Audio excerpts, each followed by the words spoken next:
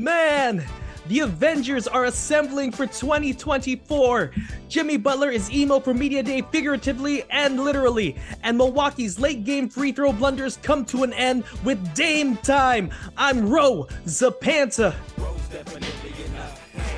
This is the Clinic All NBA podcast after 3 hooligans with me, JJ. How you living, my friend? Woo! Feeling good. I'm feeling great. Football is back, baby. Let's get it. We are definitely in the swing of football right now. Hope everyone's fantasy teams are doing well. John, how you living, my friend? Oh, my team is not doing well, June. Struck right in my heart, man. But you know what? I'm gonna keep my head up. Let's go. Let's talk some basketball. Let's talk some basketball. And of course, Sammy, how you living, my friend? I'm good, man. After Sunday Night Football, Trav, Tay-Tay, and I went to Jimmy Butler's house, permed up his hair, and we're all ready to go for Media Day. Man, I'm so tired of the Tay-Tay talk, but right now, we have to talk about some NBA news, and boys, big news. Finally, the Portland Trail Blazers traded away Damian Lillard, and it's not to Miami. It's actually to the Milwaukee Bucks, and this was their first trade. So the Bucks received Damian Lillard, the Blazers received Drew Holiday, DeAndre Ayton, Toumani Camara, a first-round pick and pick swaps. The Suns received Yusuf Nurkic, Grayson Allen, Nasir Little, and Keon Johnson. Later on, the Blazers were able to flip Drew Holiday in another blockbuster trade where the Celtics received Drew Holiday. The Blazers get Malcolm Brogdon, Rob Williams, an unprotected first, and another one from the Golden State Warriors, which the Celtics had. Now, what I really want to talk about now is how do you guys like the Milwaukee Bucks new construction? And it kind of looks like this. Dame Lillard at point guard, Pat Connaughton, Chris Middleton, Giannis Antetokounmpo, and then Brook Lopez at center. Do you guys believe that the Bucks are now more dangerous than they were in previous seasons now with Damian Lillard? What do you guys think? Offensively, this team makes so much sense together now. The biggest thing they always struggled with was pretty much a shot creator, where Holiday was in that role, but he wasn't always suited for it. Middleton for the last few years. Giannis can do it, but I don't think that's his ideal role. It feels more like the ultimate role player, pick and roll player, if you think about it. So offensively, this team's insanely dangerous. I do worry about their defense, particularly at the wing and at the guard spots. Giannis and Brook Lopez will be great as 4 and 5 defenders, but you look at the wings on this team and there's not there defensively. So curious to see how much Giannis can cover for that. If they're going to make another move there. But overall, it's a heavy cost, but I get why they did it. And it makes sense. And I don't see offensively how anyone's going to be able to handle that team. So from that perspective, I think it makes them more dangerous, gives them a higher ceiling, maybe a little bit of a lower floor if they don't get the defense figured out. The main issue last year So what time with is the Bucks it? team when we saw, especially during the crunch time, Giannis trying to ball handle on the top of the key or even half court at times where he'll just dribble, settle for the jump shot, even sometimes just trying to bowl his way towards the rack. But now you have Dame that could actually handle the top while Giannis handles the key. And now Dame has an actual rim protector or protectors, John, with Brook Lopez. So I want to agree with Sammy, which I am highly concerned with their wing defense, because especially if the Bucks, we've known they've had a really good team defense chemistry, but I'm really interested to see when Dame gets beat, how Giannis and Brook Lopez could take advantage of protecting the key guard. Yeah. You know, on paper, this team is going to be, I think offensively, to Sammy's point, they're going to be nasty. And I know Dame does not have any excuses anymore. This is a roster that anything short of a championship, right, would be considered a failure. Is that fair to say? Absolutely. I'm 100% with you on that. Dame is what, 33? Yes. Yeah. June, bro, you know his exact Yes, birthday. his birthday That- is on. I have no idea When he when was his born, birthday where he is. was born, right? Who was there Oakland, at the hospital? Yes, Oakland. I'm kidding, of course. We all love Dame, but again, the expectations the are roster, super high. it And very- but one of the things I think a lot of people always underestimate is the chemistry, and that is huge when it comes to especially the playoffs. Knowing guys, knowing where the spots that they're going to be in, knowing how people they like to play, plays a huge role. I mean, even the Heatles, and I hate saying that, but the Miami Heat with LeBron James, Dwayne Wade, and Chris Bosh, they didn't even win the first year, and I they're am who I'm probably gonna be. arguably the most It's just a talented matter team of that we've seen in the how well I last, can take care of myself. maybe outside of the Spurs or the Lakers. How of the sharp early I can 2000s, be. They were Get my feet one on of the the most ground and talented then teams, start, maybe locking ever on into paper. it and understand But what you cannot what underestimate our and purpose is, understate what's the expected of me, importance what kind of continuity basketball and we're being a gonna team play, for a longer what kind of period time than personnel the are we Golden gonna State have. Warriors, And I think So coming into this I'm situation not ready to crown is them champions. very They're very contenders easy. based You on look at talent, based somebody on, like Giannis, on what you we look see at on Chris, paper. you look But at Brooke, when I I looked just, at the roster, it was I'm very gonna wait and I'm gonna easy for reserve me my to make judgment sense until I of, see a good sample what my size job is gonna be. of what they can do. But Having a again, guy like Dame they on the traded team, for one of the it's, best players in the league. it's The shooting on this team is unbelievable. going to be outrageously knows how to play the good. game. Should plays be, the game in the high but level. Based on built from the Dame same getting cloth. open shots now, and instead of Drew wants to Holiday win, taking is these threes, extremely even though he hungry. was decent But from the J, I've been here 10 he was years just and we've inconsistent. been doing And things Dame Lillard, when he's open, quietly. that's automatic as he gets, other than we Steph kind Curry. of So be moving under the radar. I right want now, to throw it to with Ro, this though, kind of the move. new It brings a lot of attention to the team. biggest and there's a lot of Milwaukee hype Bucks around the fan team, here. And obviously, Oh, please. I believe, and I think people What are believe your that we are, thoughts, one of the best bro? teams in the I'm really East, but excited. at the end of the day, I'm really it's not excited about for Dame Lillard. I'm what also we excited believe for or what Giannis people believe. It's Antetokounmpo about because, what we do. like Dame has never played with, a dominant center / power forward like Giannis Antetokounmpo, Giannis has never felt the spacing that a Damian Lillard can provide. I think that's something that, defenses should be scared about. I know everyone's talking about the pick and roll.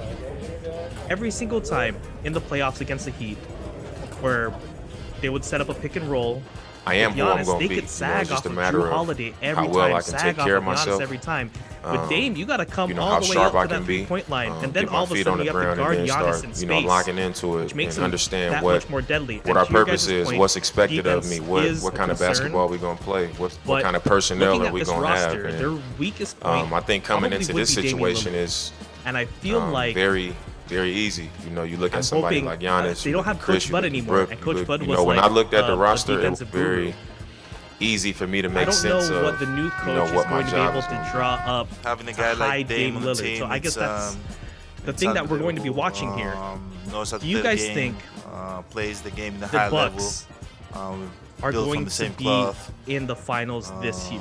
Wants to Early win, shot is right extremely hungry. What do you think? But I'm I've gonna been start here calling out 10 people. I'm gonna years call and JJ. we've been doing things quietly. We man. kind of been moving under the gotta radar, and give now with props this kind to of the move, next team that we'll talk about. it brings a lot of But I'll say that attention to the the team, Bucks and there's a will lot be of in the hype Eastern around the Conference team, Finals. and obviously I believe, Okay, and I I think like people it. believe Sammy? that we are one of the best teams in the East. Ooh, But at the end of the day, it's not about 51-49. what I say we no. believe or what people believe. It's about what we Sammy what we do. or John? I'm gonna say no. Okay, well we got to talk about the next blockbuster trade. Oh, JJ, go ahead. Do you have something to say? I was just gonna say, man, we gotta give props to the clinic because during our last pod, we talked about how Giannis kind of had like this sneak diss or sneak message about not wanting to sign unless they loaded up the roster for the Bucks, and we actually called out it would be nice if Giannis went to the Blazers, but Dame just met Giannis at Milwaukee, so it worked, Yeah. worked out. Giannis brought the Blazers to him. Yeah, exactly. This is true. We have to talk about the next blockbuster trade. here, and it's the Boston Celtics. Boston now has Drew Holiday, Derek White, Jaylen Brown, Jason Tatum, Kristaps Porzingis, and off the bench, of course, they have like Horford, Pritchard, etc., etc. Is this version of Boston better than the years prior? Let's go like 2 years back. What do you guys think? Dang. Can I go first, guys? Because I recently watched the finals once again from 2022. And I feel that it was really, really underrated what Time Lord brought to the table. Anytime that Time Lord played, Williams, for those that don't know who I'm talking about, he was a difference maker. In fact, during that year, we talked about Defensive Player of the Year a couple times. And once or twice, each and every single one of us brought up Rob Williams as a Defensive of the Year candidate.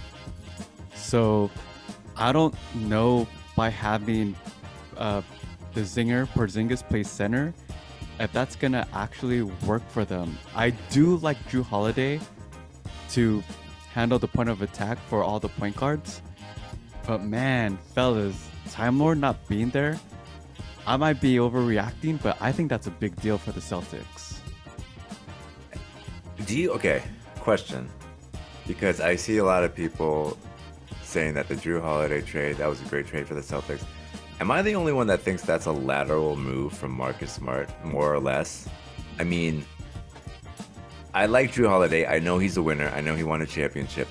But to me, their skill sets are very similar. And you can make an argument that Marcus Smart is a better defensive player. He won Defensive Player of the Year. True. And so I'm looking at that and I'm thinking, is Drew Holiday really that much better than Marcus Smart? Honestly, I think so. But the age gap is big, and Holiday is going to fall off sometime soon, just because Time Lord, or time in general, always wins. So I actually was going to say that I think Holiday is a better version of Marcus Smart. But the debate is about Rob Williams. But go ahead and continue what you're saying. No, that was just my question. Okay. I just thought of that. But overall, I mean, before I throw it to you, my overall feeling about the Celtics is, I mean, I like Porzingis. I like the pickup. I think he's obviously talented, but he's always hurt. Yep. But to JJ's point, they did lose a lot of key pieces. They lost, again, some of their continuity. A lot of these guys you're gonna integrate. They're gonna have to take time to get accustomed to how people play, the system, et cetera, et cetera. So, you know, that there's a learning curve. Obviously, the season is long, so they can get it together. I mean, the Celtics put together one of the best second halves to make the finals, right? Where they eventually lost to the Warriors. So anything could happen in a season. But to me, and maybe this is just my Celtic green pride hatred, but I'm objectively looking at this roster, and I don't think they've significantly made a leap. Now, I could be completely wrong, but I just don't see it. So I actually look at them now, and I think they have the opposite concern of the Bucks. Whereas my Bucks concern is their wings and their wing defense. My concern with the Celtics now are their bigs. And I get the concern about Rob Williams. But the problem, and I think the reason they were willing to deal him, is because he always had injury concerns. But the irony of that is the big they brought in that theoretically would take some of his minutes also has a ton of injury concerns in Porzingis. Yeah. So and then Horford, who, give the guy credit, man, he's still going. But speaking of falling off, that's going to happen soon. Like, at some point, you got to play him 20 minutes max a game. I mean, I'm no one to talk about someone's age, considering I'm still older than the man, but considering what he does for a living here, he's definitely getting up there. So it's a risk. I get why they did it. I also think, I get the subject of continuity, but I want to throw this out there to see what everyone thinks.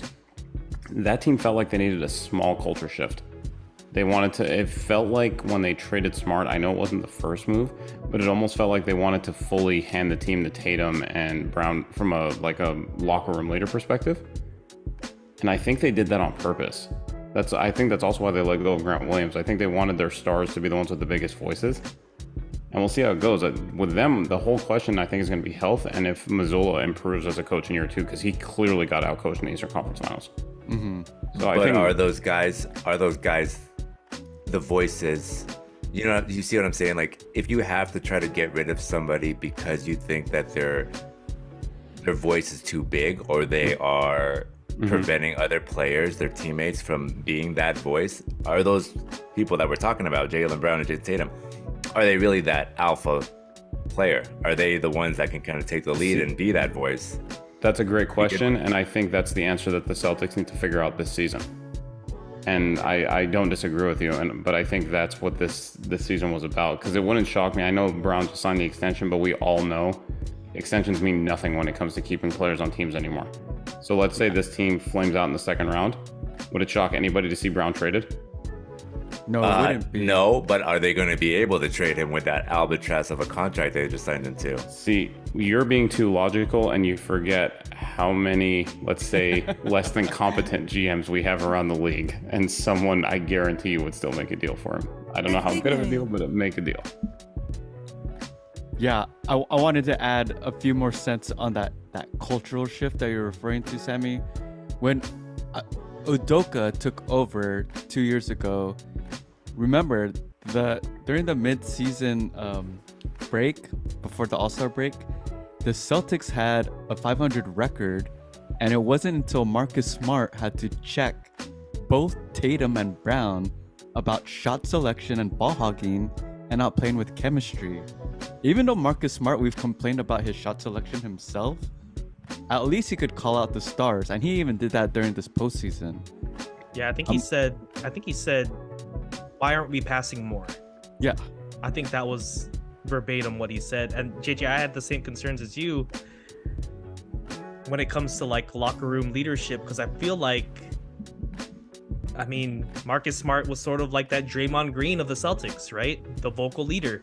Now Drew Holiday steps in. The thing is that with Marcus Smart, if you took away all of the boneheaded plays, he would be Drew Holiday. And this is what they got. But now they lost the vocal leader. And to Sammy's point, one of these superstars has to step up and be a vocal leader. It has to be smarter. It can't It's got to just be Tatum. coach. Not to interrupt you, but it's got to be Tatum specifically. Agreed. Yeah, agreed. So we'll see what the Celtics have. I personally really like the trade. I like that they got Drew Holiday. That defense up front, I mean, in the backcourt, it's going to be absolutely nasty. I don't know what teams are going to do to really combat that, just because if they're switching on you, I mean, who do you want to be switched off of? Like, it's absolutely ridiculous. So same question. Are they going to enter the finals this year? What'd you think? Johnson, no. I'm a hell no. JJ, what you think? I'm going to say yes. Sammy. I am too, and I want to ask if you agree or not, and then I have a follow-up question that I want to ask John. I think this is the team to beat in the East, yes. So, John, you said you don't think the Bucks are going to make it, or the Celtics. Who do you have in the finals? In the Eastern Conference? Yes. It's a great question. And that kind of puts me in a tough spot, I realize that. But you know what? I am going to say, I know this is going to sound crazy. I'm going to say it. I'm going to say the Philadelphia 76ers are going to make the finals. And I'm going to tell you, look, something's going to go down with James Harden. I don't know if it's going to be he's going to stay with the team or he's going to get traded, but I'm telling you, I have a feeling about the 76ers. Trust the process, guys. So you're saying Marcus Morris is going to lead the 76ers Stop it, Sammy. to the finals? Marcus Morris is going to retire a Los Angeles Clipper. Just accept it now. We got to talk about the Portland Trailblazers here. What they got for this trade. And we could sort of think about the Miami Heat's offer of Tyler Hero. I forget, like, if a first was in there, what else was in there. But this is what Portland got back. They got back DeAndre Ayton, Robert Williams, Malcolm Brogdon, Tumani Chamara. They also got a 2029 first-round pick via Milwaukee, a 2029 first round from Boston, a 2024 first in Golden State.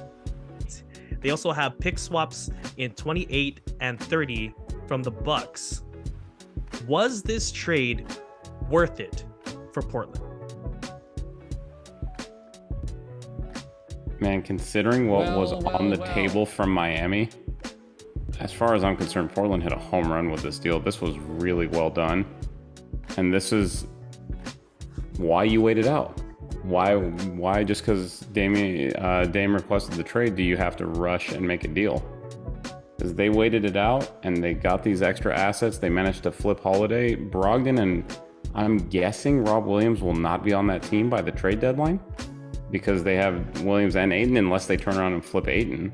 But I would imagine they're going to keep him. Williams is going to be there, and Ayton. I will believe that when we get to the All-Star break. I do not see the point of having them both on the team. I like them both. I just don't see the point of having them both there. That's a lot of assets committed to one position. Excuse me. Although I guess if you take Ayton's offense plus Williams' defense, you'd have the ultimate center. So maybe they're going to try to merge them. I don't know. I think they did a tremendous job overall, given where they were and where they're at now. And I think the biggest key, and I want to give credit where it's due. I think Zach Lowe mentioned this, is that now you can properly hand the team to Scoot Henderson because he is the one who should be driving that team without any distractions. And you're actually giving him, like, this is going to be a bad team, but you're giving him a lot of young guys to kind of grow with him, and you're giving him a big to play off the ball with him. So I love what they did here. I think they did as well as possible, all things considered. I agree with that. I mean, anytime you're giving up an all-star, superstar, right, in Dame Lillard, and even though he's 33 years old, and especially when you have no leverage, right? Everyone and their mom knows he wants to get traded. So teams that have that knowledge of you having to trade someone, they're not going to give you their best first offer, and they're not even going to give you their best second offer, right? They're going to wait. And like Sammy said, all things considered, they got picks, they got youth. They were able to, kind of just do the rebuild. And that's what you have to do from time to time. It's all it's cyclical, right? You have teams that will dominate. You have teams that are doing well. I mean, even our teams, Lakers, Warriors, Clippers are always kind of rebuilding. So, sorry, I'm just playing, Sammy. No, we're just managing. We're biding our time. And so, I kind of like what they were able to snag. So I like it overall, except for the DeAndre dominating. Let's just get over that. That's a little too much for me. But I like Rob Williams. I like Brogdon. Their picks, again, I mean, some of their picks that they received, they're later. I mean, they're many years from now, but these teams could be bad, and it could be those swaps and everything could be good. So. Yeah, just to kind of really quick go along with that, I think they intentionally asked for the picks in 29 because Dame's going to be, I believe 38 by then? Who knows where Milwaukee would be? But anyway, JJ, go ahead. And Giannis might not even be there. I mean, he's very be a true. Free agent. So smart to delay the market. Yeah, for sure. They even have swaps in 28 and 30. Yeah. Yeah, go ahead. No, I was just going to say, Jin, if you're going to trade your asset to a team that's contending, you got to trade draft picks that are way later down the road, which they executed.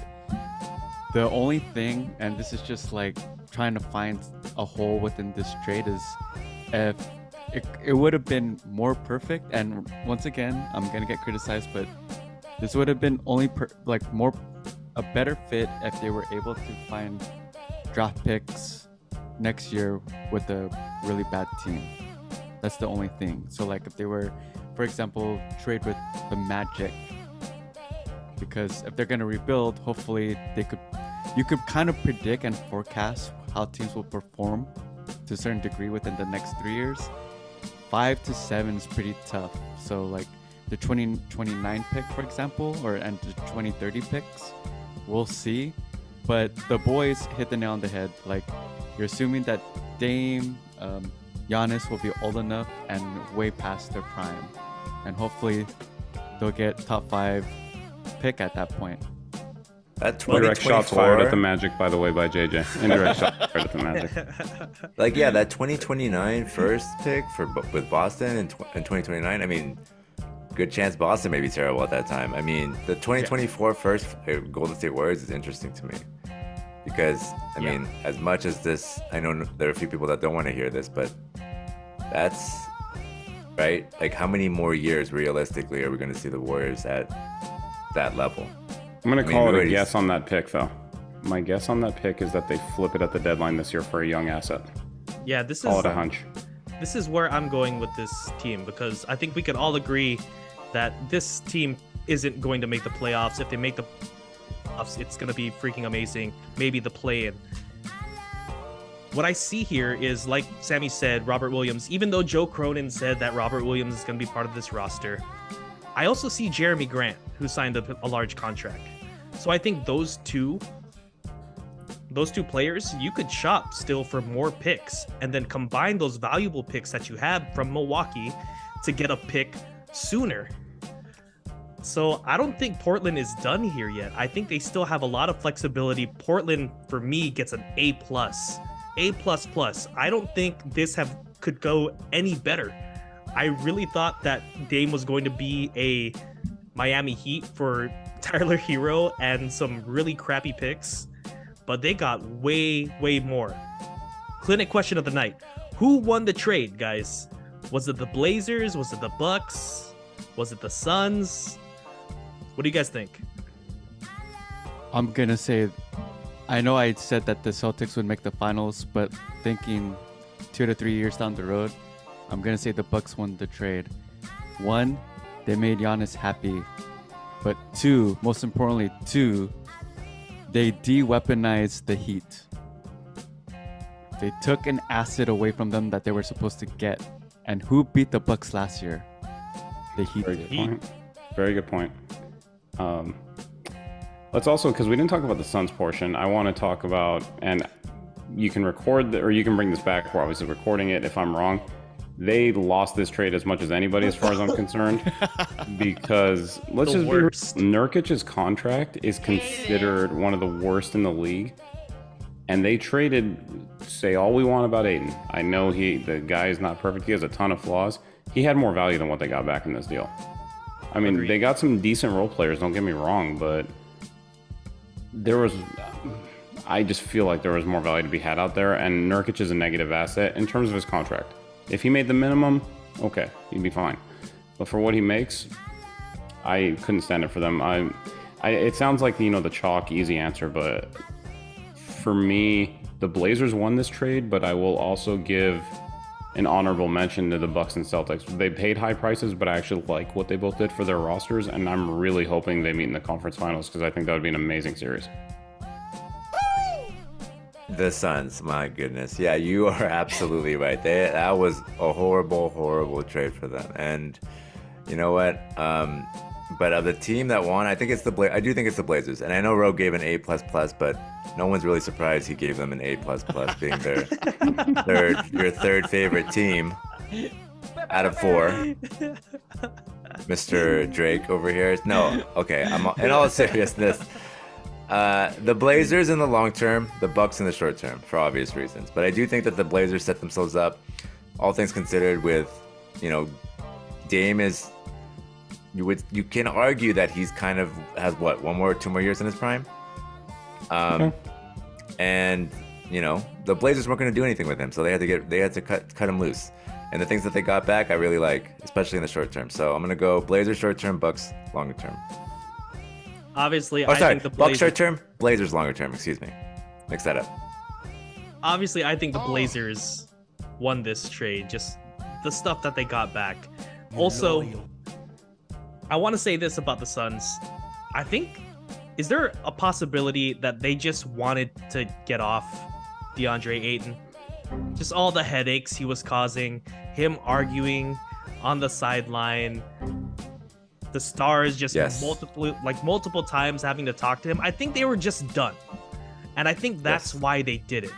So if he brings that to Portland, that makes my pick for they won the trade look really bad. But I guess we'll just have to see. With that, we're going to take a short break with a word from our sponsor. Are you tired of constantly losing your bets on unfair gambling apps?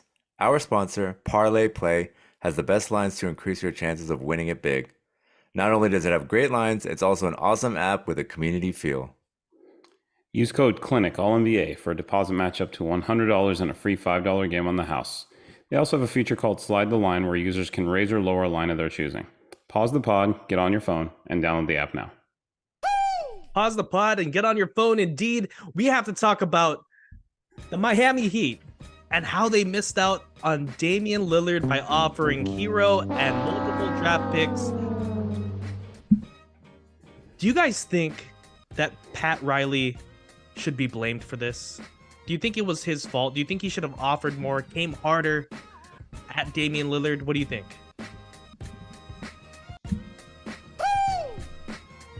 I don't think so. I think we can't question the man at this point because over and over and over he proves that he just puts together these teams that somehow don't necessarily look amazing on paper, Heatles excluded, and then they end up in the conference finals or better every year. So the only thing about that is that assets-wise, they're a little bit depleted for making these huge trades, but then they find a way to get these guys that fit on the roster. So like you look at last year's contributors, Gabe Vincent, Max Strus, a bunch of these other guys, Caleb Martin. Did anyone at the beginning of the year think any of those guys were going to be rotation players on a title team or close to it? So is it disappointing they didn't get him? Yeah, but they're the Heat. They leverage their location and they're going to find a way to land another guy, and it wouldn't shock me in the slightest if they find someone by November or December and add another piece. So I don't think we can question that at this point.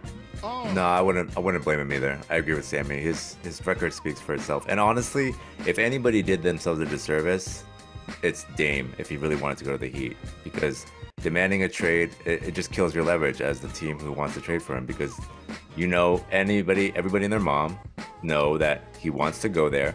So what do as the team who is trying to get him? You hold tight, and you know that they're going to want to offer everything, or they're going to want everything from you. So really didn't do them any favors, and that's my issue with like these trade demands and like look at James Harden for instance, right? They haven't traded him to the Clippers yet, probably because the Clippers are not offering anything of actual value, because they know that he wants to go there. And so it just kind of kills your leverage. It doesn't do yourself any favors. So I don't think, Pat Riley, you can't like give up the farm for Dame Lillard and just like kill all of your depth. So I think he knows what he's doing. So I'm gonna say no. You can't blame him.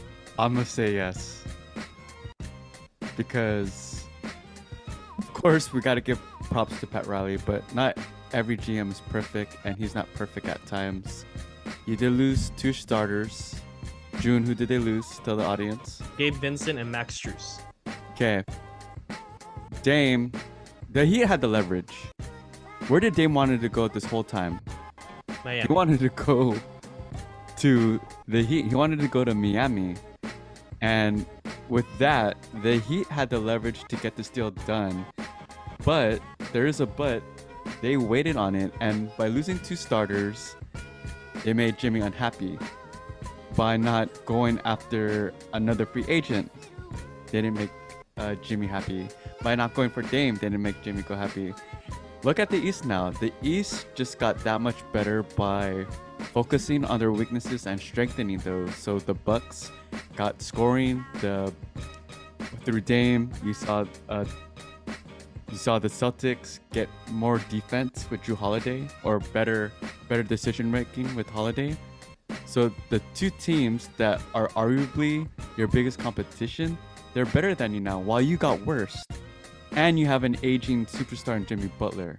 You're supposed to make him happy, like what the Bucks did for Giannis. So I respect Pat Riley, but for the pod, I gotta say, this offseason, he should have done that much more better, because now you're wasting another year of Jimmy and his prime.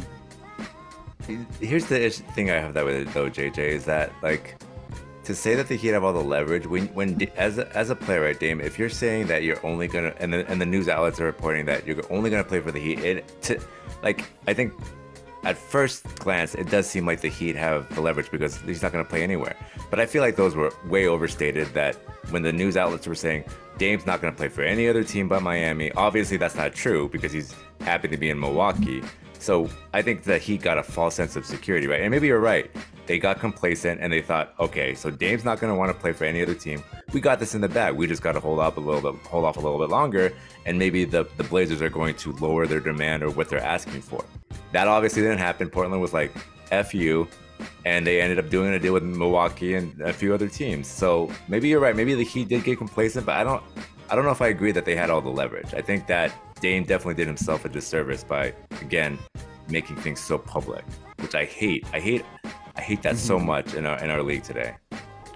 Well, let's make one thing clear too. When these guys say I only will play for this team, if they actually follow through and they don't go to camp and they don't do any of that stuff, I think they have 30 days or something to report. If they don't, their contract doesn't toll, they do not get their guaranteed salary, and they still have the same amount of years left on their deal at the same time. So it's circular, and theoretically, they just could end up not playing again. So for all the players who say that, it would have to take someone with some major conviction to actually follow through. So you can make a request of your preferred location, but until someone actually sits out, it's not going to happen. Like, let's see if Harden actually follows through with what he says, because Daryl Morey's going to stare him in the face. Not to go with the next point of discussion, but just to make that point. I will say, though, if there is one person that would do that, it is someone like James Harden. I will say that, though. Dude, Sure. I'm just gonna back up what I'm saying, because the past 5 years with superstars, we have always seen them get what they want. Always. Agreed. And but let me counterpoint. Oh, sorry, June, go ahead. Well, this is what I'm going to say about superstars always getting what they want. In this case, Dame Lillard wanted to go to the Heat, right? The Blazers didn't even give Pat Riley a chance to offer something better than what was on the table. And the reason being is because I believe Joe Cronin had he felt some sort of way about Dame Lillard demanding he go somewhere, demanding he go to the Heat. He even told Dame Lillard, because he was saying, if you don't make a trade, I'll come back to camp. And Joe Cronin said, no, once you made this trade request, you can't come back. So, I mean, for me, this is like an awesome thing by Joe Cronin, where it's like, I'm not going to be someone who's just going to be like stomped all over. I'm going to get what I want, and I'm going to do it my way. So for me, I don't really blame Pat Riley, because I think this was beyond Pat Riley. Like, this was between Joe Cronin and Dame Lillard. That interaction or that relationship there was already severed. So I don't blame Pat Riley here. Sorry, Sammy, I cut you off about what you were saying too. Well, no worries. I'm just trying to think, and I know most cases, not all. If you think about when the player drives a request to one or two specific teams, most of the time, I don't think those teams actually end up winning championships. If you really go back and look, the only exception, ironically, I think, is Anthony Davis, because he pretty much put it out there that he wanted to go to the Lakers, right? That was yeah. But was that even outright said, or was it just obvious because of whose representation was? That I don't recall for sure, but if you look at kind of past history of this, like, we knew Durant wanted to go to the Suns, obviously that's early on, but he also ended up going to Brooklyn. That didn't work either. As of right now, Kawhi driving the Clippers to trade for PG has not worked out either. Like, you look at the past when players drive this stuff, most of the time it actually has not been successful. So Dame going to Milwaukee instead of Miami actually might end up working out for him better than if he went to his preferred choice. We'll see. But just food for thought. Where does the Miami Heat rank now in the East? Well, after seeing the media day today with Jimmy Butler, after he was listening to Last Resort by Papa Roach, I don't know, man. Last time he showed up in media day with some crazy hairstyle, he ended up taking the Miami Heat to the finals. And I will not count them. Listen, and I know they lost Game Vincent and Max Strus. Maybe they can fill in those spots with other players. But it seems like the system that they have there, regardless of who's on that team, it's a winning culture. And I will not count them out. I don't care how good the Bucks got, how good the Celtics got.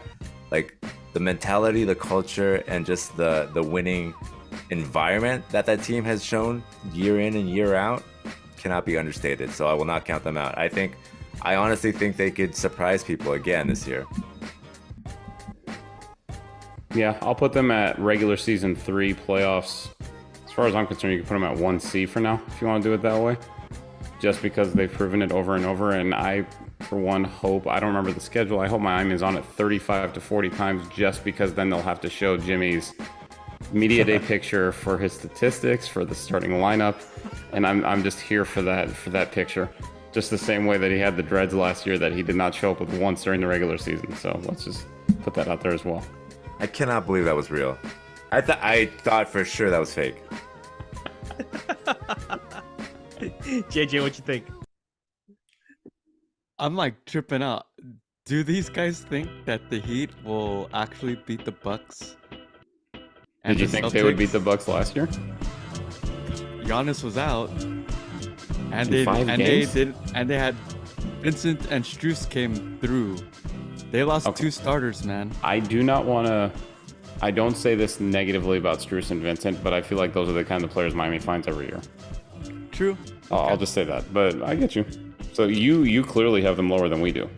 Yeah, I thought everyone else in the East got better, and they didn't. But Yeah, I maybe mean, see I that. I don't disagree with you, and I did not say that they're gonna beat the Bucks, but I think discounting them like people do every year is gonna be a mistake. I'm with JJ, sort of.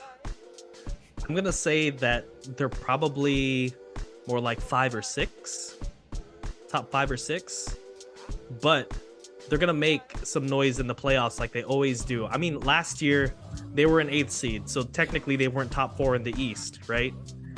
So this year I could kind of see the same thing, but this time if they're the 8th seed and they face against the Bucks with a Dame Lillard, I don't think they could beat that team.